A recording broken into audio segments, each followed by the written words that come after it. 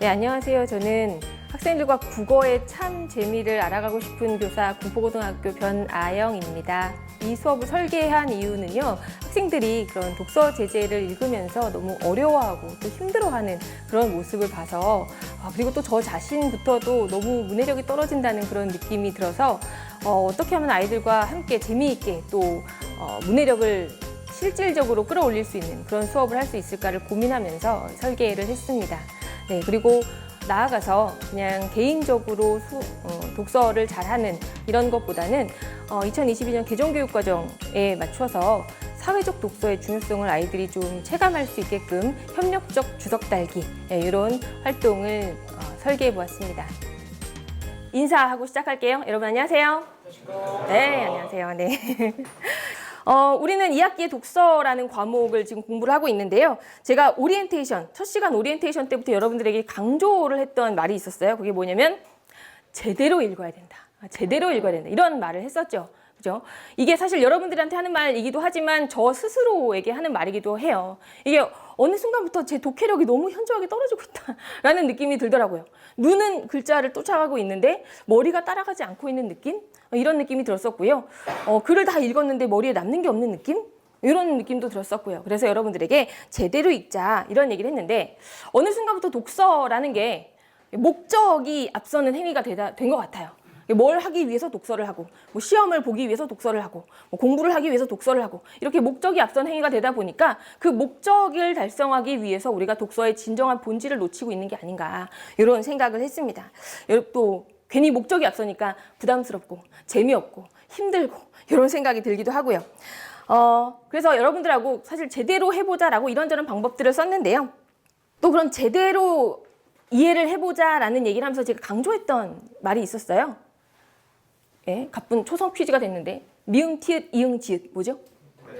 메타인지. 그죠? 메타인지라는 말을 제가 여러 번 이야기를 했습니다. 메타라는 게 뭐냐면 요거 뭐뭐에 대한 이런 뜻이에요. 그래서 메타인지라는 건 인지에 대한 인지 이런 말입니다. 자신이 인지하고 있는 것을 스스로 인지하면서 읽는 것. 눈으로만 글자를 읽는 게 아니라 내가 진짜 이걸 이해한 게 맞는가? 내가 지금 이걸 인지한 게 맞는가? 이런 생각을 하면서 읽는 게 메타인지를 활성화하는, 메타인지를 촉진하는 독서법이다라고 생각하면 되겠습니다. 여러분들이 그런 습관을 일부러 가지려고 했던 건지 아닌지는 모르겠지만 공부 방법이 워낙 다양하니까. 그런데 우리가 입시 공부라는 목적을 가지고 독서를 하다 보니까 아무래도 속도라는 것에 좀 매몰된 느낌이 없지 않나 라는 생각이 들어요. 빨리 읽어야 돼. 몇 분 안에 읽어야 돼. 몇 초 안에 풀어야 돼. 이런 식의 생각을 가지고 독서를 하다 보니 정말 제대로 읽는 것에서 점점 멀어지게 됐다는 거죠. 뭐 속도가 안 중요하다는 건 아닙니다만 이게 제대로 읽지 않고 속도만 올리는 건 아무 의미가 없다. 라는 말이고요. 그렇게 속도를 올리기 위해서 고생하면서 힘들게 읽으니까 독서에 대한 재미는 점점 떨어져. 독서는 너무 힘든 과목. 대학교 가면 절대 책 안 읽어. 이렇게 되는 악영향이 생기게 되는 거다라는 생각이 듭니다. 자, 그래서 이쯤에서 우리가 독서에 읽는다라는 것의 그럼 본질이 무엇일까라는 걸 한번 생각을 해보자는 거예요. 제대로 읽으면 좋은데 그렇게 제대로 읽는다라는 게 무엇인가? 라는 거죠. 여러분 머릿속으로 한번 생각해 보세요. 읽는다라는 행위를 나는 어떻게 생각하고 있지? 읽어라고 했을 때 어떤 기분이 드는가? 또는 읽는다는 게 뭘 뜻하는 건가? 여기 시를 하나 가지고 와봤습니다. 부분이긴 하지만 황지우 시인의 시를 갖고 왔어요. 한번 눈으로 좀 봐보세요. 자, 이 시를 읽었는데 여러분들은 이 시를 읽었다라고 말할 수 있을까? 그냥 눈으로 읽은 요 몇 초 사이에 시를 읽었다라고 말할 수 있을까? 라는 거예요. 그죠? 만약에 내가 이 시를 읽었다라고 자신 있게 말하지는 못할 것 같다면 여기 QR을 지금 찍어서 읽는다라는 게 뭐였는지 평소에 가지고 있던 생각을 간단하게 좀 적어보시기 바랍니다.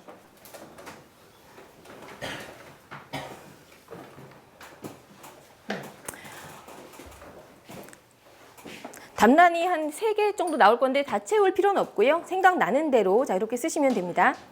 꼭 예쁜 말로 쓰실 필요 없어요. 여러분들이 평소에 읽는 행위에 대해서 갖고 있는 생각, 읽는 건 이런 거지 뭐. 한번 확인해 볼까요? 이해하기라는 말이 굉장히 많네. 읽는 것은 이해하는 것이다. 어우, 누군 사전 찾았어? 텍스트를 감각기관을 통해 시각적으로 인지하는 것이다. 어디 독서지문에 나왔던 얘기 같은데. 저자의 의도를 파악하는 것이다. 눈이 피로해지는 것이다. 아주 솔직하네요. 지루한 것, 독해, 정보의 습득, 네, 이런 것들이 있습니다. 네, 어쨌든 여러분들이 읽기라는 행위에 대해서 좀 학습으로 받아들이고 있다는 느낌이 조금 있네요. 그죠? 정보를 습득하고 시각적으로 텍스트를 인지하고 이해를 일단 해야 되고 그리고 지루하다, 뭐 피로하다 이런 말을 보니까 제가 아까 얘기했던 것처럼 좀 부담스러워하거나 힘든 것 이렇게 생각하는 경향이 없지 않아 있는 것 같습니다. 네, 좋습니다. 자, 어쨌든 간에 뭐 이해를 하는 것도 좋고요. 뭐 시각적으로 정보를 받아들이는 것도 좋은데 그렇다면 여러분들이 그 행위는 잘 하고 있나요? 시각적으로 받아들이고 이해를 하는 건 잘 하고 있나요? 그럼 여기서 질문 한 개만 더 던져볼게요. 독서를 잘 한다는 건 어떻게 하는 걸까? 생각난 대로 얘기 좀 해줄래요? 독서를 잘 한다는 건 어떻게 하는 것 같아? 빠르게 읽는 거예요. 빠르게 읽는 거. 아, 맞아. 수능 볼 때는 빠르게 읽는 게 또 되게 강점이 되기도 하죠. 독서를 잘한다는 건? 이해를 잘하는 거예요. 이해를 잘하는 거. 한 번 딱 읽었는데 이해를 하는 것. 오케이. 또? 글의 내용을 잘 파악하는 거. 아, 글의 내용을 잘 파악하는 것. 네. 네, 여러 가지 답이 나올 수 있겠죠. 여러분들한테 이런 대답이 나오지 않을까라고 생각해가지고 내가 예상으로 만들어 본 게 많이 읽는 게 잘하는 거. 또는 뭐 빠르게 읽는 거, 깊이 읽는 게 잘하는 거, 생각하며 이해하며 읽는 게 잘하는 거 이런 대답들이 나오지 않을까라고 예상을 해봤습니다. 근데 정말 빠르게 읽고 많이 읽으면 글의 내용을 다 파악했다라고 말할 수 있나요? 많이 읽었는데 남는 게 없어. 진짜로 읽은 건가? 그런 건 아니겠죠. 깊이 읽는다는 건 구체적으로 어떤 행위를 얘기하는 거죠? 아니면 생각하면서 읽는다는 건 어떤 사고 과정을 거치면서 읽는다는 거지? 우리가 그런 것에 대해서 제대로 생각을 해본 적이 없지 않나라는 네. 수업의 목적을 설명하기 위해서 이게 앞에 말이 조금 길어지고 있는데 네. 어떤 식으로 얘기를 했어도 여러분의 대답이 틀렸다는 건 아닙니다. 뭐 빠르게 읽는 건 정답이 아니야 뭐 이런 식으로 얘기하려고 하는 건 아니고요. 우리가 말로는 독서는 이런 거야 라고 이야기를 하지만 진짜로 그렇게 하고 있는가 라는 걸 다시 한번 생각을 해보자 라는 거예요. 진짜로 읽으면서 와, 나 이거 이해됐어. 완벽하게 이해됐어. 라고 생각이 들었을 때 느끼는 뿌듯함. 이런 것들을 우리가 평소 독서할 때 느낄 수 있어야 되고 제대로 된 독서 습관을 갖춰야 그런 생각을 할 수 있게 된다라는 얘기입니다. 그래서 제가 이번 수업의 주제를 이렇게 잡았어요. 에듀테크 독서 수업 메타인지 활성화로 문해력 업? 사실 제목은 짓고 나서 후회했어요. 좀 촌스러울 것 같아서 급하게 빨리 내라고 그래가지고 어쨌든 에듀테크를 사용해서 여러분들의 문해력을 올리는 그런 수업을 의도를 했습니다. 사실 여러분들의 뇌 속의 사고 과정을 스캔할 수 있는 그런 기계가 있다면 그런 걸 하고 싶어요. 진짜. 누가 글을 읽을 때, 예를 들어 은총이가 글을 읽을 때 여기다가 이렇게 갖다 대고서 그렇게 읽는 거 아니야 이렇게 얘기를 하거나 쭉 스캔하면서 그렇게 생각하면 안 되지 뭐 이런 식으로 하고 싶은데 사실 그런 에듀테크는 있지도 않거니와 사실 남들이 그렇게 옆에서 참견해주고 지적해주고 하는 것보다는 내 스스로가 이렇게 읽으니까 이해가 안 되네 이렇게 읽으니까 이해가 되네 라는 거를 느끼는 게 중요하다고 생각을 하거든요. 그러니까 적어도 사실 요즘 시대가 AI 시대고 뭐 현란한 에듀테크의 시대고 그렇잖아요. 이런 현란한 에듀테크 시대에서 적어도 읽기만큼은 인간다움을 놓치면 안 된다라는 생각이 듭니다. 네. 왜냐하면 읽기는 내가 하는 거니까. 사실 뭐 읽어주는 툴 되게 많죠. 텍스트만 집어넣으면 AI가 다 읽어주고 유튜브가 다 들려주고 뭐 이렇게 하는데 그때 인간들은 점점 독서로부터 멀어지는 게 아닐까라는 생각이 들어요. 그래서 그럼 어떻게 하면 인간적으로 내 스스로 읽을 수 있을까 해서 이 수업의 부제처럼 제가 쓴 게 읽는 과정에서 멈추고 점검하고 조정하자 이런 부제를 붙여봤습니다. 그래서 이 수업의 표면적인 목표는 이런 건데요. 스스로 생각하고 추론하며 읽기, 그리고 이제 깜이라는 툴을 이용해서 나의 이해도를 점검하면서 읽기, 그리고 혼자 읽는 게 아니라 친구들과 협업하면서 사고를 확장하며 읽기, 이렇게 수업의 표면적 목표를 잡아봤지만 이거를 조금 다른 말로 바꾸면 이렇게 바꾸고 싶다라는 생각이 들었어요. 읽는 과정 속에서 멈춰라. 멈추라는 얘기는요, 무조건 어느 한 단락을 읽으면 멈춰라, 한 문장을 읽으면 멈춰라, 이런 게 아니고요. 자기가 이해를 위해서 잠깐 멈추고 생각을 해야 되는 지점에서는 멈추란 얘기예요. 속도에 급급해서 또는 빨리 읽어야 된다라는 그런 부담감 때문에 그냥 눈 먼저 막 가지 말고 읽는 과정에서 멈춰서 생각해야 되는 곳에서는 멈추고, 그리고 내가 잘 읽고 있는지, 지금 여기까지 내가 이해한 게 맞는지, 말이 되는지, 이런 것들을 점검하고, 틀린 게 있다면 앞뒤 문맥과 여러 가지 맥락을 통해서 조정하고, 이런 게 필요하다라는 얘기입니다. 그리고 이 수업은 개인별 독서 역량만을 얘기하는 시간이 아니고요. 사회적 독서를 좀 추구하는 그런 수업이에요. 2022년 개정교육 과정에서는 독서라는 과목을 그냥 개인적인 읽기나 정서적인 읽기로 보지 않고 그걸 넘어서서 사회적인 읽기의 중요성을 굉장히 강조하고 있거든요. 뭐 말이 어렵지, 그냥 같이 읽는 힘이에요. 같이 읽는 힘.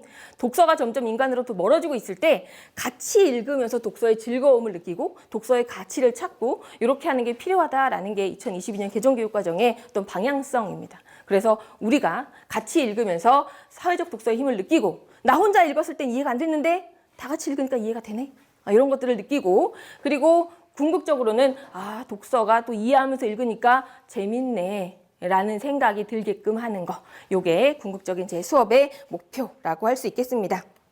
자, 그럼 이제 우리가 본격적으로 활동을 할 건데요. 지난 시간에 우리가 뭘 했냐면, 뭐 재미삼아서 제가 재미나이로 만든 그 툴, 독해력 진단 테스트 이런 것도 했죠. 지금 시간이 없어서 뭐 그 툴까지 소개할 수는 없을 것 같은데 여러분들이 뭐 자신의 독해 성향은 이렇다. 독서의 신도 2명 있던데, 난 독서의 신이야. 2명 있던데. 나는 기초공사가 필요한 독서인이다. 뭐 이런 건 사람들 꽤 있었고, 자신의 독해력 진단 테스트도 했었고요. 까미를 이용해가지고 그냥 여러분들 평소에 독해를 어떻게 하는지를 한번 해봤어요. 제가 첫 번째 시간은 그렇게 크게 관여하지 않았죠. 그냥 여러분 읽는 대로 한번 읽어봐라. 주석을 다는 그런 연습을 한번 해봤습니다. 근데 오늘은 조금만 더 신경 써서 읽어보려고요. 그래서 여러분들에게 메타인지를 활성화하는 게 뭐냐, 제대로 읽는 게 뭐냐라는 것에 대해서 간단하게 이야기를 하고 활동으로 들어가도록 하겠습니다. 읽을 땐 이렇게 했으면 좋겠다는 거예요. 사실 뭐 시중에 있는 독서 참고서 같은 거 보면 엄청 방법 많죠. 막 12개의 방법 뭐 이런 식으로 있는데, 그 중에서 내가 생각하기에 가장 중요한 것들로만 생각을 해봤어요. 첫 번째는 눈의 속도와 머리의 속도를 맞춰라 입니다. 보통 얘들아, 눈이 빠르니 머리가 빠르니? 눈이 빠르죠. 그죠? 머리가 다 이해하지 못했는데 눈이 막 앞서 나가고 있어요. 마음이 급하니까. 그죠? 하지만 그 읽는 작업은 굉장히 고도의 협업 작업이에요. 눈 혼자 할 수 있는 것도 아니고 머리 혼자 할 수 있는 것도 아니고, 눈이 가지고 온 시각 정보를 뇌가 처리해야 우리가 읽었다라고 느낄 수 있는 건데, 눈 따로 머리 따로 이렇게 가면 안 되거든요. 그러니 만약에 내 눈이 먼저 가고 있다라는 생각이 들면 멈추란 얘기야. 내가 이해를 한 게 확인이 되면 다시 이제 또 읽어 나가기 시작하고, 그렇게 해주시면 좋겠습니다. 자, 그리고 두 번째, 글쓴이와 대화하듯이 좀 읽어주세요. 이거는 문학에서만이 아니고 독서에도 충분히 적용되는 얘기입니다.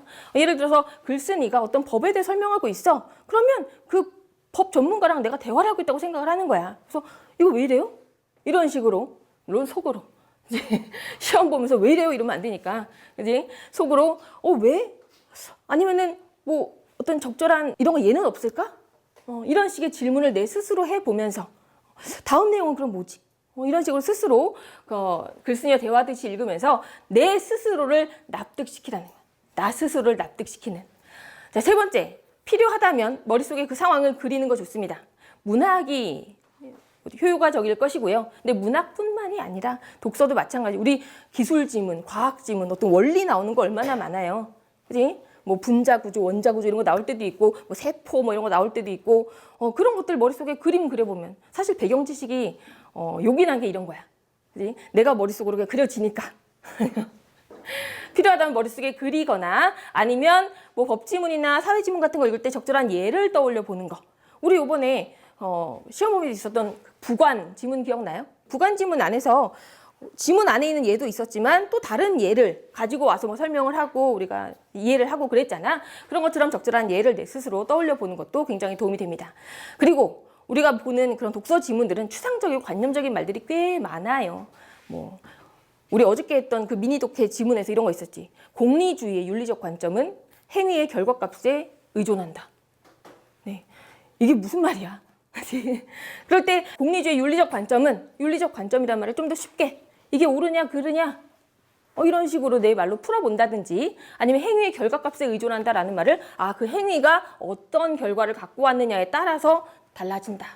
이런 얘기구나. 이렇게 추상적이고 관념적인 말들을 사실 이게 한 단어 한 단어는 이해할 수 있지만 추상적 단어들이 계속 누적되다 보면 이게 나중에는 완전하게 이해가 안 돼서 곪게 되거든. 그러니까 처음부터 쉬운 말로 나를 이해시킬 수 있게 그렇게 구체적인 말로 바꿔주는 이런 것들을 하면 좋습니다. 평소에도 글을 읽는 공부를 할 때, 학습을 할 때, 아니면 그런 책을 읽을 때도 그렇게 나를 이해시키는 이런 방법들을 사용하면서 읽어주시면 좋을 것 같습니다. 네. 자, 그러면 어떻게 하라는 건지 이제 까미를 가지고 한번 해볼 건데요. 여기서 내가 시범을 조금만 보여주고 여러분의 활동으로 넘어가도록 하겠습니다. 자, 요 까미라는 그 프로그램은 크롬 확장 프로그램으로 너무 좋은 게 구글 클래스룸이랑 바로 연동. 그래서 구글 클래스룸에서 바로 과제로 이 까미로 과제를 제시할 수 있는 그런 특징이 있더라고요. 자, 그리고 더 좋은 게 주석을 달 수 있는 특징이 있었어요. 그죠? 사실 여러분들의 의견을 이렇게 적는 거를 하이러닝 모둠 활동을 통해서도 할 수는 있기 때문에 저도 막 고민했거든요. 이걸 하이러닝 모둠 활동으로 할 것인가 아니면 새로운 툴을 찾아볼 것인가 했는데 하이러닝 모둠 활동의 툴은 여러분들이 손글씨를 써야 된다는 문제가 있어. 내가 여러분들을 참 좋아하지만 여러분들의 글씨는 좋아하지 않아요. 무슨 말인지 알아볼 수가 없어.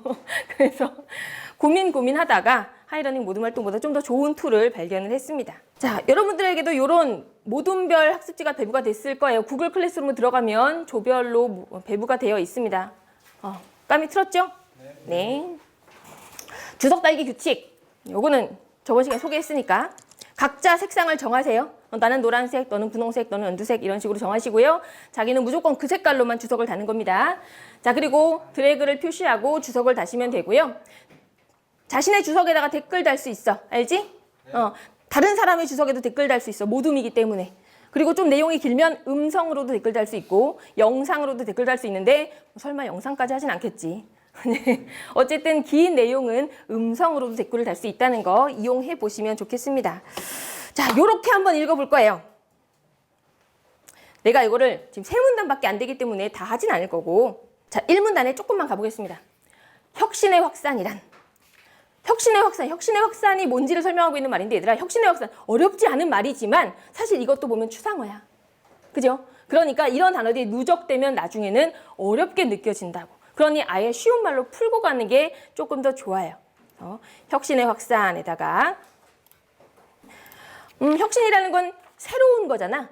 그러니까 새로운 것이 퍼지는 것. 이 정도로 이렇게 쓸게요. 네. 혁신의 확산이란 즉 새로운 것이 퍼지는 것은 특정 지역이나 사회 집단의 문화기술 아이디어가 시간의 경과에 따라 다른 지역 또는 사회 집단으로 전파되는 과정을 말한다. 자, 이런 것이 전파되는 거래. 전파는 확산이랑 비슷한 말이잖아. 그지? 그러니까 이런 것, 요 주어가 뭐랑 동일한 거야? 혁신이랑 동일한 거지. 그죠? 혁신의 확산이란 요게 혁신. 이렇게 되는 거죠. 또는 새로운 것. 이게 시간의 경과에 따라서 이렇게 전파되는 과정을 혁신의 확산이라고 한다. 우리가 평소에 공부할 때는 여기다 그냥 밑줄 치고 혁신의 확산의 개념 이런 식으로 쓰고 넘어가는 경우 많잖아요. 그죠? 그런데 그냥 개념 이렇게 쓰면은 혁신의 확산이 뭐야? 라고 해서 다시 와야 돼. 그죠? 근데 그렇게 하지 않고 아예 그냥 쉬운 말로 나를 이해시키고 넘어가는 거야. 네. 지리학에서는 혁신의 확산이 시공간적 요인에 따라 이루어진다고 보고 시공간적 요인에 따라 이루어진다라는 건 시간에 따라서도 혁신의 확산이 이루어지고 공간에 따라서도 혁신의 확산이 이루어진다. 이런 말이죠. 즉 시간에 따라서도 새로운 것이 전파되고 공간에 따라서도 새로운 것이 전파된다. 이런 말이야. 그리고 시간에 따른 공간 확산 과정을 발생기, 확산기, 심화, 포화기의 3단계로 설명한대. 얘들아, 시간에 따른 공간 확산 과정 뭐가? 시간에 따라서 공간이 확산되는 거야? 그런 건 아니지. 시간에 따라서 혁신이 공간적으로 확산되는 걸 얘기하는 거겠지. 그죠? 오히려 내가 여러분보다 주석을 잘 못 다루네요. 네. 주어는 혁신이. 그죠? 이런 식으로 주석을 달 수 있어요. 그리고 모두먼들끼리 그 주석에다가 댓글도 달아줄 수 있습니다. 이렇게 혁신이야. 주어가 빠졌군. 이렇게요. 내가 나에게 잘했어. 뭐 아니면 진짜 뭐 이렇게 이렇게 달아줄 수도 있습니다. 나는 여기까지만 할게요. 여기까지만 시범을 보이고 나머지 부분을 여러분들이 이제 직접 하도록 하겠습니다. 자, 개인별로 읽으면서 주석도 달고 내가 다 읽은 다음에 다른 친구들의 주석에도 조금 참견해 주시고요. 혹시나 어려움을 느끼고 있는 친구가 있다면 적극적으로 도와주시기 바랍니다.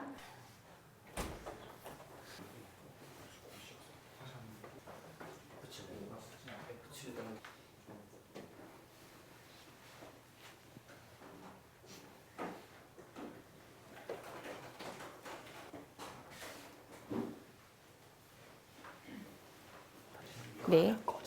네. 알겠습니다. 선생님 혹시 아까처럼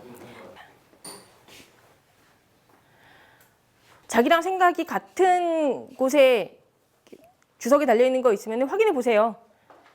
생각이 같을 수도 있고 또 다를 수도 있지. 그런 것들이 사고 과정을 공유하는 효과라고 생각을 합니다.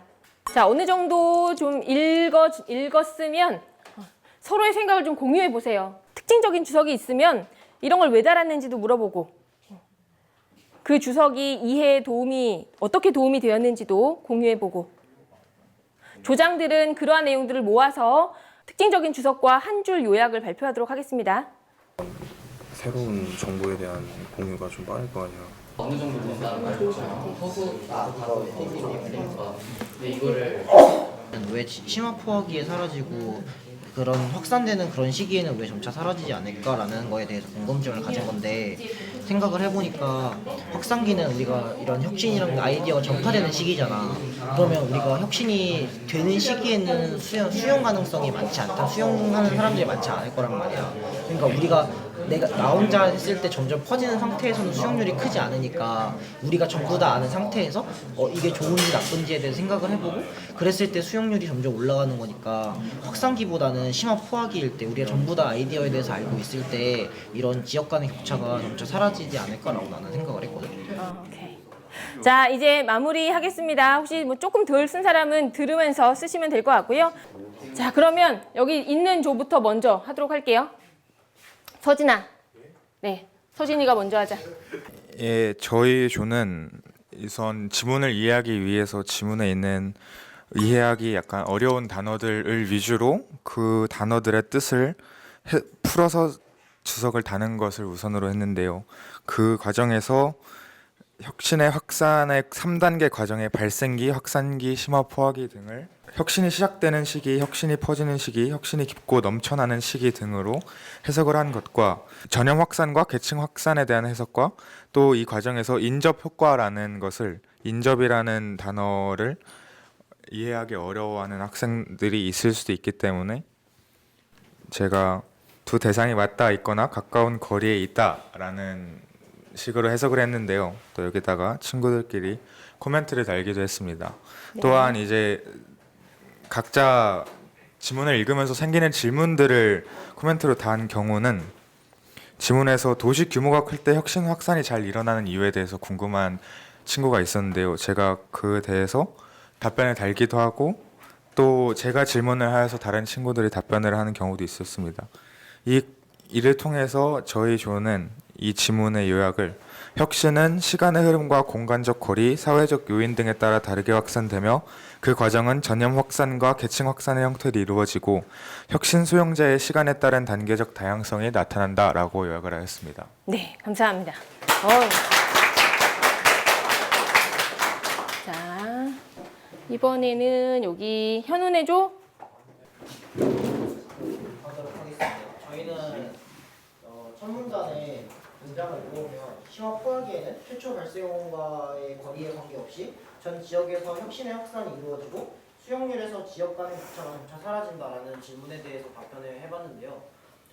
질문을 한 게 심화 포화기에는 지역 간의 격차가 점차 사라진다라는 거에 이제 궁금증이 생겼는데 N은에 집중을 한 게 지역 저희 3단계로 나누잖아요. 발생기, 확산기, 그리고 심화 포화기 3단계로 나누어지는데 저 세 단계 중에 왜 지역 간의 격차가 사라지는 것이 심화 포화기인가가 궁금을 했어요. 왜냐면 확산기부터가 이제 저희 혁신이 확산이 일어나는데 왜 격차가 줄어드는 게 확산기가 아닌 심화 포화기일까라는 거가 궁금해서 제가 질문을 했고 그 답변을 종합을 해서 답변을 했을 때 확산이 되는 시기에는 저희가 전부 다 그런 아이디어를 사용하는 것이 아니기 때문에 확산이 점차 전부 다 이루어졌을 때 그 아이디어를 사용할 수 있는가 이런 것들에 이제 우리가 사고를 하고 그러고 나서부터 우리가 이제 수용을 하기 때문에 전부 다 확산이 되는 과정이 아니라 확산이 전부 다 완료가 됐을 때 수용률이 그때부터 증가를 하겠구나라고 저희가 답변에 정리를 할 수 있었습니다. 그래서 다 읽고 나서 혁신에 대해서 한 줄 요약을 했을 때 혁신은 그 확산의 과정에서 전염 확산이나 계층 확산으로 설명되는 공간적 특성과 혁신 수용자의 수용 속도에 따른 시간적 특성에 의한 시공간적 특성을 갖는다라고 저희는 한 줄 요약을 해봤습니다. 발표 마치겠습니다. 네. 이런 거를 읽을 때 적절한 예를 한 번씩 들어봐도 괜찮을 것 같아요. 예를 들어서 무슨 뭐 에어팟 같은 여러분 유행 탄 그런 물품들 있잖아요. 뭐 이런 것들을 생각을 해본다면 처음에 발생기에는 정말 소수의 얼리 어답터들만 그걸 쓰지만 요거가 확산되는 확산 시기에는 약간 소문을 들은 그런 사람들이 이제 조금씩 쓰기 시작하고 유행을 탄다 그러지. 그리고 나서 심화 포화기에는 뭐 말 그대로 너도 나도 쓰는 시기. 이게 되는 거죠. 그러다 보니까 너도 나도 쓰는 시기에는 남아있는 사람들이 별로 없었으니 완만하게 증가하는 게 아닐까 이렇게 생각해 볼 수도 있겠습니다. 적절한 예를 들면 조금 더 이해하기 좋다 이런 얘기고요. 우리 시간상 나머지 친구들 발표는 다음 시간으로 미뤄야 될 것 같고요. 요 까미와 관련해 가지고 한 번 더 연습하고 마지막 4번째 시간에는 성찰의 시간을 갖도록 하겠습니다. 네. 자, 오늘 읽기 활동을 한 단어로 표현하다면 멘티미터를 한번 다시 하려고 했었는데 시간이 조금 부족해서 이거는 못할 것 같고요. 사실 여러분들이 이미 마음속으로 느꼈을 것 같아요. 읽기를 정말 제대로 깊이 있게 해보니까 좀 다르게 읽히는구나 라는 생각을 했을 거예요. 우리 여행을 하는 것도 비슷하지 않나라는 생각이 듭니다. KTX를 타고 가면 빨리는 갈 수 있지만 풍경이 기억에 남는 게 없죠. 그런데 가다가 서서 바라보면 느리게 갈지 몰라도 그 풍경이 마지막까지 기억이 남는 게 아닐까라는 생각이 듭니다. 이렇게 여러분이 진짜로 머릿속에 남고 마음속에 남아서 내가 진짜 이걸 읽었어 라고 말할 수 있는 그런 독서를 하는 능동적이고 즐기는 그런 독서가가 되기를 바라고요. 마지막으로 미국의 교육운동가 카린 위버라는 분이 말씀하신 문해력, 우리가 왜 읽어야 되는가 라는 얘기를 하면서 수업을 마무리하도록 하겠습니다. 문해력은 가장 위대한 시민의 권리다. 읽지 못한다면 우리는 우리 사회의 어떤 것에도 접근하지 못할 것이다. 이게 바로 우리가 에듀테크 시기에 AI 시대에 그래도 읽어야 되는 이유가 답이 되지 않을까라는 생각이 듭니다. 자, 오늘 수업 고생하셨고요. 다음 시간에 까미 계속 가도록 하겠습니다. 고생하셨습니다. 원래 좀 어려운 비문학 독서 질문을 읽어보면 그냥 어렵구나 하고 내용도 제대로 이해하지 못하고 그리고 넘어가는 경우가 굉장히 많았었는데 이번 활동을 함으로써 좀 어떻게 좀 어려운 글을 이해해야 되는지에 대해 방법도 많이 알게 된 것 같고요. 그리고 질문도 하고 질문에 답도 하면서 이런 부분은 저도 많이 이해할 수 있었다? 아니면 이런 부분을 다른 친구들은 어떻게 이해하는구나라는 방식을 좀 많이 알게 된 계기가 된 것 같아요. 그래서 이번 활동을 이번뿐만이 아니라 다른 과목도 마찬가지로 조금 이런 물어보고 답하는 이런 것들을 많이 활용을 하면 나중에 제가 공부를 하는 데 있어서 조금 더 효율성이 있겠다라고 생각을 해서 좀 많이 유익한 시간이었던 것 같습니다.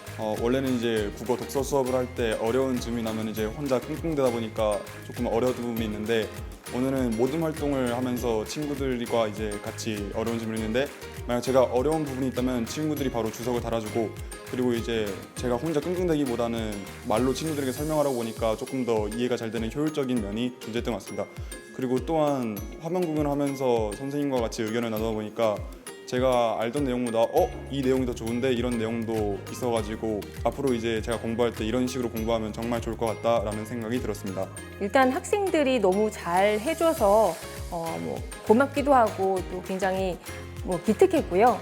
학생들이 이렇게 자신들의 생각을 주석을 달고 거기에 대댓글을 달고 하는 방식으로 생각을 공유하고 또 확산해 가는 과정이 아이들의 읽기에 실질적인 효용이 된 것 같아서 굉장히 기쁘게 생각이 들었습니다.